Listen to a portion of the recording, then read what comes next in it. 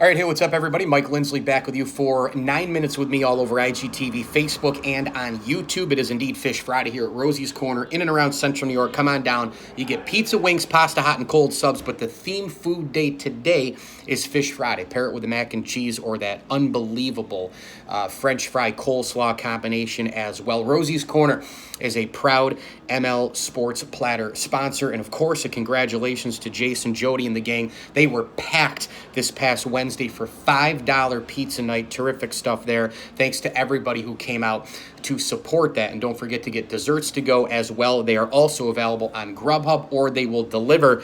Rosie's Corner, again, a proud sponsor of the ML Sports Platter. So I've been wanting to do this for a while now. I want to give you my all-time NBA first team. Now, what are the protocols? It's very, very simple. It's not my top 5 players of all time, because if I did that, it probably could be a couple of guards and a couple of centers. And this is by position. Whenever you're going to do an all-time team, whether it's baseball, whether it's football, whatever, you've got to do it by position. So, like, for example, if you did hockey, you'd have to take one centerman, a right wing, a left wing, 2 defensemen, and a goalie. In baseball, you'd have to go catcher, first, second, and all the way around the diamond. You can't just take, 3 center fielders and put them in center, right, and left.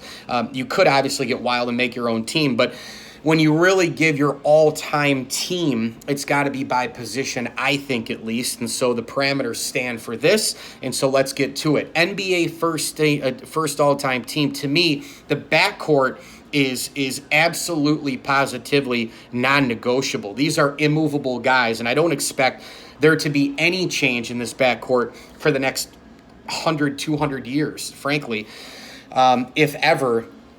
And it's Magic Johnson and Michael Jordan. I think Magic Johnson, with what he did at the point guard position, not just revolutionizing the position at 6'9" in terms of the overall size, but it was what he could do at the position, passing it, rebounding it, scoring it, making himself an overall leader on the floor to a completely different level. Now, there were other point guards in the history of the game who could do that, who were much shorter, the Bob Cousy's of the world and all the rest. But Magic Johnson, because he could pass the ball and present that kind of versatility, coupled with that leadership, he frankly was absolutely unstoppable, and then he made everybody around him better. I know there's a lot of arguments for Kareem and Kobe and many others. I think Magic Johnson is also the all-time best Laker in franchise history. I go Magic Johnson here. You look at the all-time titles, you look at the all-time marks, the numbers, you look at him playing 5 positions as a rookie when Jabbar went down in the finals, but it was still at the point guard position where he had more of an impact than anywhere else. Magic Johnson, to me, a point guard, Showtime Lakers. Give me a break. They wouldn't have been Showtime Lakers without Showtime Magic. I'm taking Magic Johnson as my all-time point guard. Shooting guard, Michael Jordan. I mean, look, he's the greatest basketball player of all time. 6-0 in the NBA Finals, 5 MVP awards, 6 NBA Finals MVPs.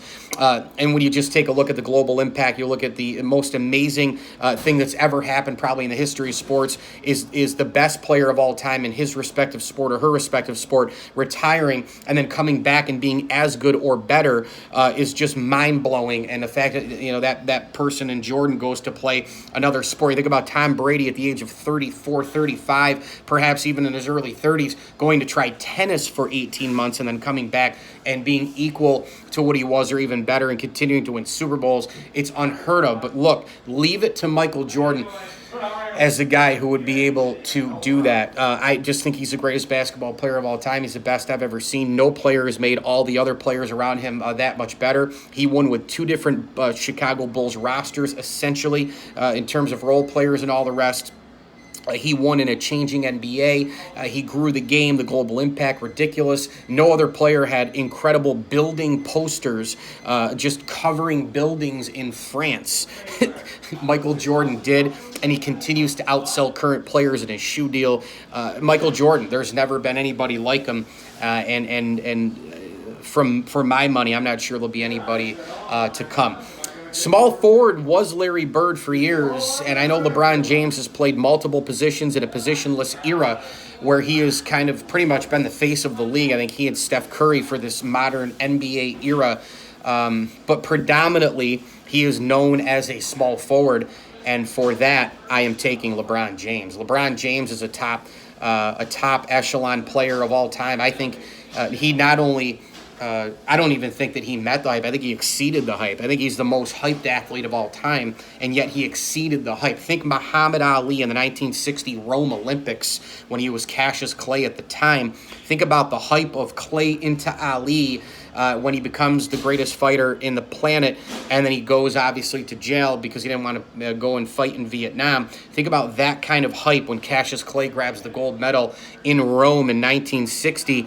That's LeBron James with all of the media, the mushrooming of social media, the mushrooming Facebook, YouTube, Twitter, etc. The internet gets incredibly huge. Basketball is already global.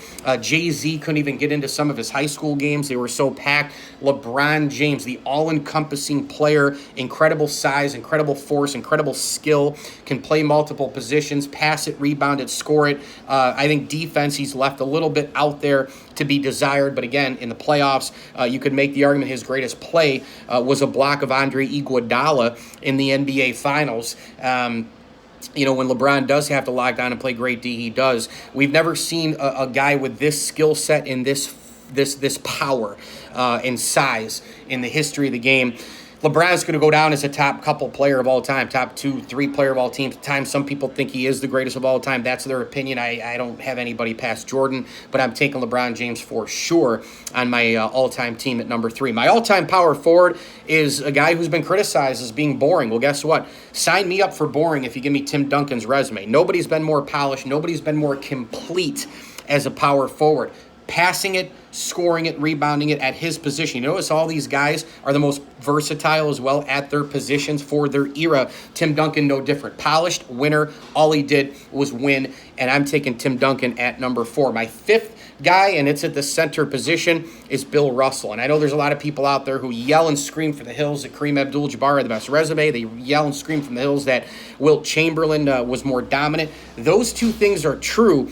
But what it comes down to is I want Bill Russell the leader. I want Bill Russell the scorer, but more to the sense of the rebounder who controlled the entire defensive side of the basketball. This guy controlled the game on one side of the floor. We talk in the history of the game about guys who control it from the offensive side. How many guys in the history of the game have had full control of the defensive side, which led to the other side for Havlicek himself and Bob Cousy and others to score the basketball in the Red Auerbach era? I'm taking Bill Russell all day long here. Against Wilt Chamberlain, contained him. Bill Russell, still double-digit points, but the rebounding was crazy and the big-time outlets that he had. And also, he dominated and controlled big men in a big men era, which is absolutely incredible. You just look at the rings, 11 rings in 13 seasons. Give me a break. It is not a huge gap, though. I mean, the gap between Russell and Jabbar and Chamberlain, for me, very, very small.